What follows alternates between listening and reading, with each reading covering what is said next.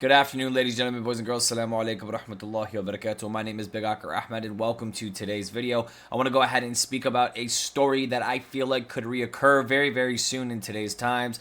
And this is the story of Prophet Joseph, or Nabi Yusuf alayhi salam. Peace and blessings be upon this great prophet. His story is magnificent, and it is one of the most intensified and great lesson learning stories that you can learn from any prophet, to be completely honest with you.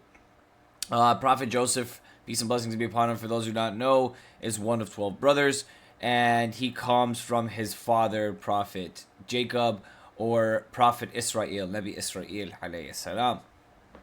Now, Prophet Joseph was sent to Egypt to go ahead and stop a great famine and turn the people of Egypt of that time away from polytheism and towards monotheism. And he did a very good job at doing it. With Moses coming along a little bit later and finalizing the complete plan, Prophet Joseph, peace and blessings be upon him, is no force to be matched. He had gone ahead and take over the whole city. He became a great slave in Egypt until he became the actual governor of Egypt. So very awesome story by Prophet Joseph, peace and blessings be upon him. It is a diamond in the rough, digging through the dirt, and he ends up becoming one of the strongest men on the planet Earth at the time. So let's go ahead and talk about what I want to talk about here, right? Why do I think that something like the time of Prophet Joseph, peace and blessings be upon him, is going to go ahead and happen again in modern times?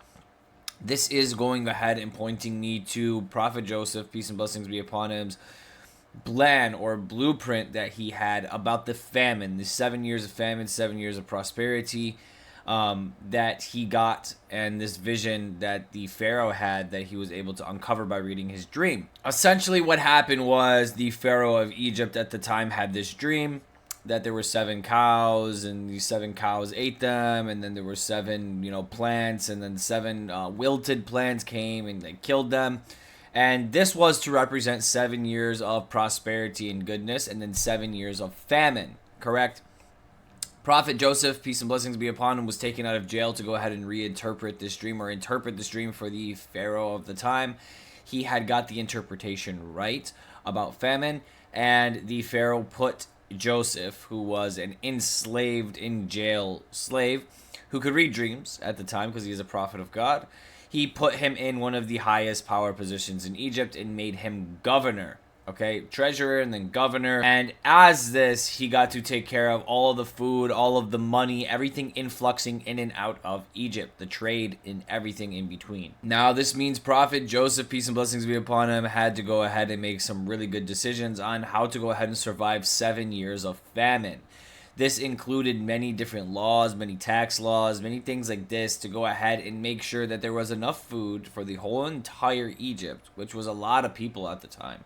I don't have the exact number off the top of my head, but I know it was a couple million people at least. Egypt was filled with people, and they needed to eat for the next 7 years and drank for the next 7 years as the Nile was going to dry up and all the food and crops were going to stop growing. So the young Joseph, young prophet Joseph, peace and blessings be upon him, had gone ahead and devised a plan to go ahead and make sure that they filled these silos with wheat, and they collected as much wheat as possible, and this wheat would survive the 7 years of famine, and they'd be able to actually disperse this and dispense it back to the people over a 7-year period of time, as long as those people worked and stockpiled for the 7 years of goodness that was coming up. So this is what ended up happening. Prophet Joseph, peace and blessings be upon him, had gone ahead and created a 20% tax on all farmable products and produce over the next 7 years of goodness or abundance, right?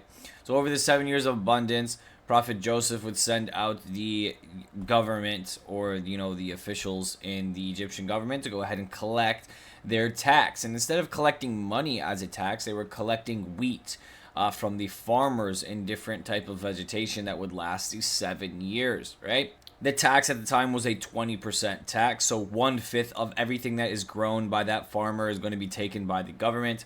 I do know that some stories do suggest that some of these farmers did not pay that 20% tax. They didn't believe in a famine, and the government did not take it. But there was a condition where if you do not pay the 20% tax on your wheat or on the food that you are giving, that when the famine actually comes, you are not allowed to receive wheat from the government.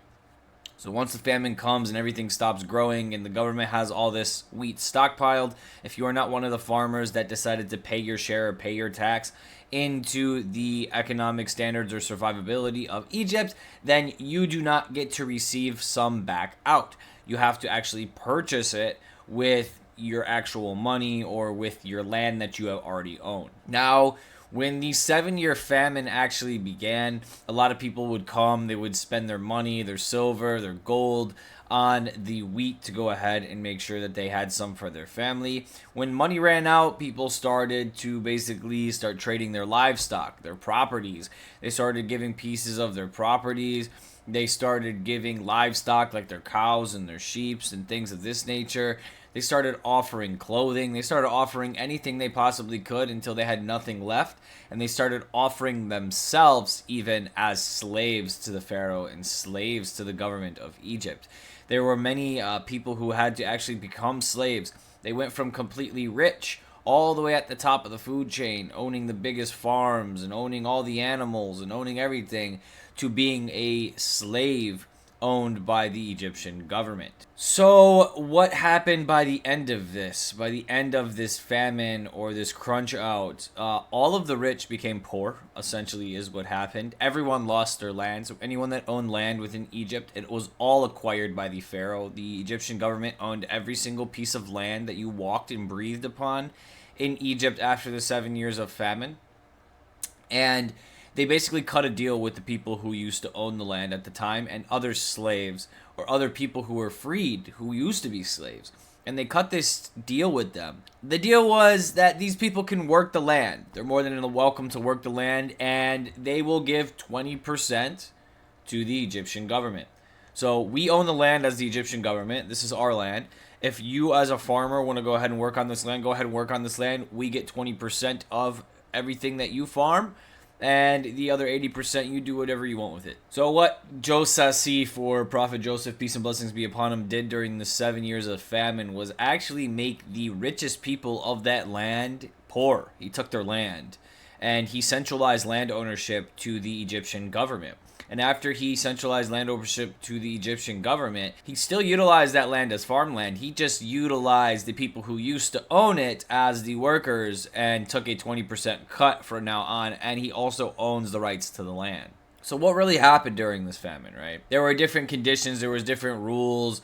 There was tax exemption rules. There were all types of things that were implemented within this deal to go ahead and make sure that there was enough food for all of the Egyptian people over 7 years, and that the ones that were actually producing the wheat had to give a specific amount of that wheat that they were growing over the 7 years of goodness. And if they did not, then they were exempt from earning wheat from the government during the famine itself. This allowed the Egyptian government to prey off of a lot of those greedy people, a lot of those greedy people who didn't believe in the famine. So when the famine came time, it forced those people to start selling their land, selling their homes, selling their cattle, selling their fields, selling their everything that they had back to the Egyptian government, and not for coins, not for money, but for food that the Egyptian government actually collected for free. So this is a very, very smart plan by Joseph, peace and blessings be upon him, the prophet of God, Joseph, and how he goes ahead and allows Egypt to survive through 7 years of famine by actually utilizing the economic standards and the treasury so well as the governor of Egypt. Actual legend when it comes down to it. But this is what worries me about this, is this story can be recreated not just when there's a famine sent by God Almighty, but this story can be recreated by evil bankers and governments of today, and they can create a problem. Like, they can create a cause and an effect, right? And they don't need God Almighty to send a great famine to the world for them to take advantage of the economic standards of the world. They can create their own famines. It doesn't have to be a food famine. It doesn't have to be a water famine. But they can use fear. They can use many different tactics to go ahead and suck our land, suck our things dry, ladies, gentlemen, boys, and girls. Right now they use interest, right? So they use interest. They get us into these 30-year interest-based loans on our houses, on our cars, on everything. And then that $300,000 house that you were trying to buy for your wife and your kids is $600,000, $700,000 by the time you pay it off after 30 years. That's two houses. You could have bought two houses with that. And this is how they go ahead and enslave us today. This is how they go ahead and make sure that, even though this guy bought this house off of me, it's like he bought two houses and he still probably won't be able to pay it off, and then he'll go bankrupt, and then we'll take the house back and we'll kick him out and we'll keep all the money that he gave us. It's just like a loop. You get what I'm saying? But that loop is coming to an end. That loop is crashing. The way that the American dollar is being pushed around the planet right now, and its worth and the way it works, it's not working the same as it used to before. A lot of countries are catching up to that. A lot of countries are creating different types of currencies to evade the United States dollar centralization. There's Bitcoin. There is gold flying off the charts. Resources are flying off the charts. Oil is going to get very expensive here with these upcoming wars. And I have a feeling and I fear that the United States government and many governments will use this tactic, like Joseph C. for Prophet Joseph, peace and blessings be upon him, to go ahead and take everything that we do have. So they'll create a problem, they'll create this famine or this war or whatever the case may be over a specific period of time, and they will collect things from us, or they will be very, very nice to us during that period of time. And then once that period of time ends and things start to get very, very, very bad, where people don't have food, or people can't get water, or people can't get basic necessities or a roof over their head, they will start trading them survival necessities for everything that they own. So that hotel that has been in the family for 200 years is going to have to get given up piece by piece, by chunk, if you want to feed your family. Everyone that owns everything already, we were just talking about loans and how they get people with loans. They get people paying these loans for 15 years and they take the thing anyways back from them. I'm talking about things people own. Like, people own shopping plazas, people own their homes, people own, like I said, that hotel that's been running in the family for 100, 200 years. Eventually they're coming for that, guys.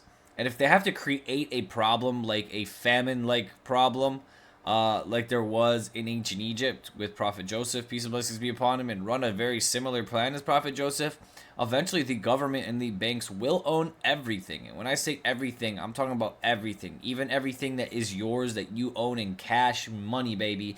They will eventually have you trade that off for food, for water, for basic necessity, and like shelter, warmth, or AC, whatever the case may be. And they're going to find a way, man. They're going to find a way. And this is why I really, really love this story about Prophet Joseph, peace and blessings be upon him, because it really shows you that you can really, really, really put an entire nation under an economic standard, protect them, while also sucking and taking everything from them, when there is a fear or when there is some type of survivability issue in the region itself. So I know that with where we're heading right now, they don't want us to own anything. They don't want us to have anything. They already have everything kind of set up like that with the interest-based systems and the loans and the credit cards. We basically do own nothing. We make monthly payments on everything that we have. And it looks like eventually they're going to really, really attack us and take everything that we don't own yet that we're making payments on, and eventually take everything that we own. Like, that house that you're living in, that your great-grandma lived in, and your grandma lived in, and your parents lived in, and now you and your kids live in, yeah, that thing is probably going to get taken from you, because they're going to squeeze out their economy and squeeze us out so hard and create such a big problem for each one of us. You're going to be like, okay, you want to eat, you need to sell a portion of your living room. You need to sell this. And they're not going to take it right away. They're going to let you live in it. But they're going to have ownership of it. They're going to put their name on it. They're going to start taking chunks and pieces of your land, of your home, of your property, of anything you can give. If that's your tooth, if that's your hand, if it doesn't matter, bro. If you can give something physical to them, they're taking it. They're making you their B-word, bro. And it seems like it's coming, and it's coming soon. And I just wanted to go ahead and reflect on the story of Prophet Joseph, peace and blessings be upon him, and how he went ahead and refined and had a strategy when it came to Egypt's famine. He knew about it because God Almighty had warned him about it, and he did what he had to do to protect the people. But he also did what he had to do to completely liquidate the rich people of Egypt and balance the economy in Egypt as well, where that is what's happening today. We have a very, very off balance of everything. There are very, very rich people that are in the way of other rich people, and I think that very, very soon that they will try and level the playing field and start taking everything that people own, one way or another. And I think they will use some of Joseph, Prophet Joseph, peace and blessings be upon him, tactics here, like he used in Egypt, to go ahead and do the same thing today. But instead of God creating this great famine, I feel like they will create some type of famine or fear and utilize the same tactics as Prophet Joseph, peace and blessings be upon him, to actually control the populations and take everything that they own, similar to how Prophet Joseph did. So thank you guys so much for coming in today. God bless every single one of you. Stay safe out there, ladies and gentlemen, boys and girls. Go learn how to shoot a gun. Go get you some food. Go get you some water. And prepare. Keep yourself protected if something happens or something doesn't happen. May God go ahead and protect us all from everything that is going on in this world. The world is a crazy place and it is escalating, but these are just topics and things to go ahead and keep in mind. So if something does happen, you are aware of some of the tactics that these governments will play and will use. These are things that prophets of God, peace and blessings be upon them, had used to go ahead and stabilize an entire nation and kind of take everything away from the people of that nation at the time. So you guys have to understand that these tactics and these blueprints, they work. And it doesn't matter if it's 2,000 years later or 5,000 years later, these tactics still work and they still use them today. So be very, very aware. And until next time, assalamu alaikum wa rahmatullahi wa barakatuh. Bye-bye.